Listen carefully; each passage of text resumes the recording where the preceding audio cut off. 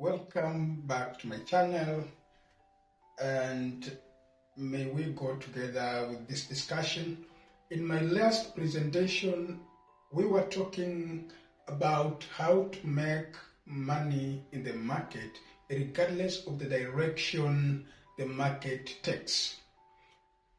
Now, among the things that you should always do for you to make money in the market or to make money in the business that you are doing, regardless of the direction the market takes. And when I say the direction, I mean regardless of whether the market is making profit or loss, you will always stand out to make your profits.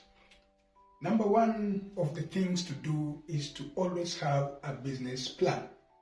A business plan is like a roadmap for your business. Just like for you to move from point A to point B, there must be some link here. This link is the business plan.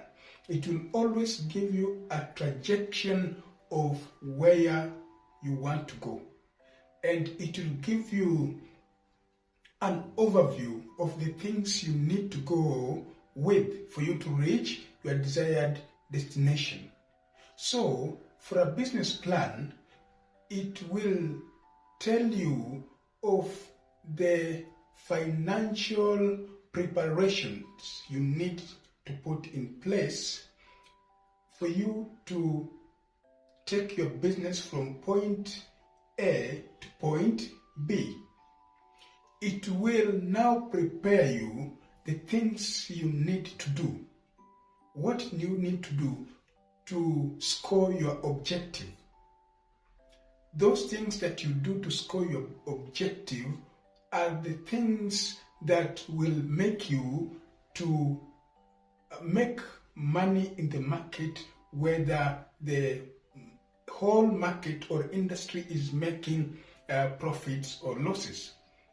For example, if your objective in the market as presented in your business plan is to have, let's say, 2 million in your account at the end of the business calendar, you will always create a saving plan for your business to achieve the objective.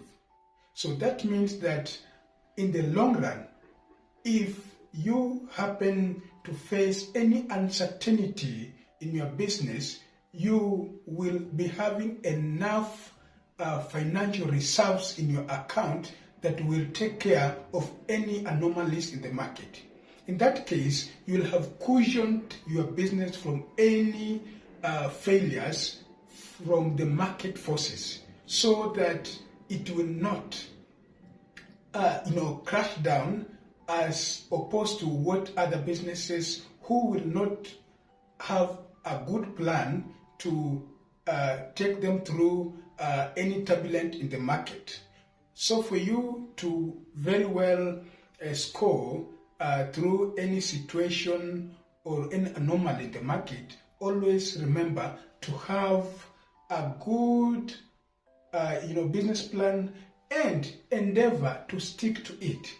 Most businesses and business people fail in the course of their business because they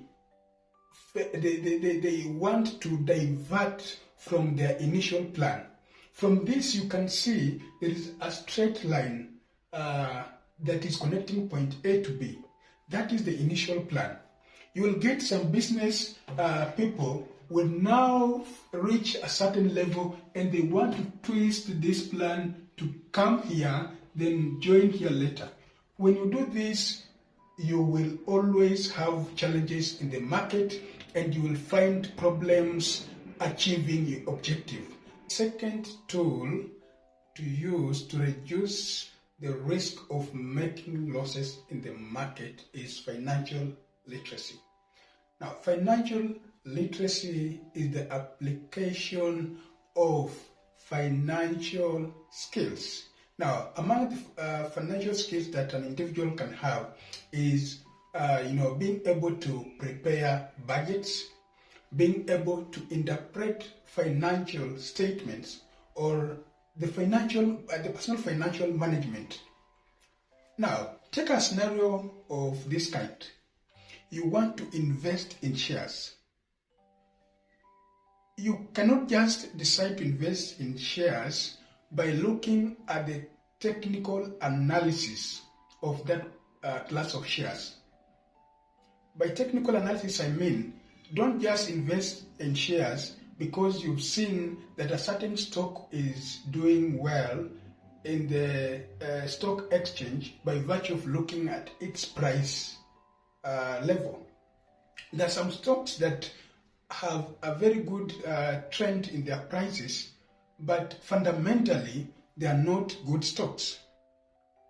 Before you invest in stocks or shares for that matter, you have to do a fundamental analysis of that class of stock. Go and check the financial statements of that company that you want to invest in, you want to buy its shares, and now do the financial statement comparison of various trading years. See what was the trend. If the trend tells you that it's moving towards a direction of profit making, that's a good stock to invest in, regardless of the share price that might have given you a different position. For example, right now Safaricom shares are trading at around 30 shillings.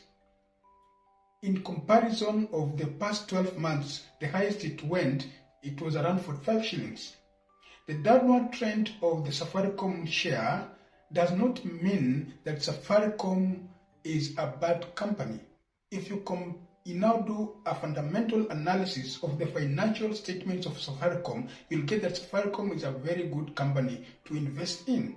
So that is how you compare a good stock from a bad stock. Fundamental analysis is a microscopic look into a financial position of a company. You have to use the microscopic look and now analyze that company to see whether that is a good stock to invest in or not. But when you basically look at the technical value of stock, you will always not capture the right information in the market. The third one, my viewers, is portfolio diversification.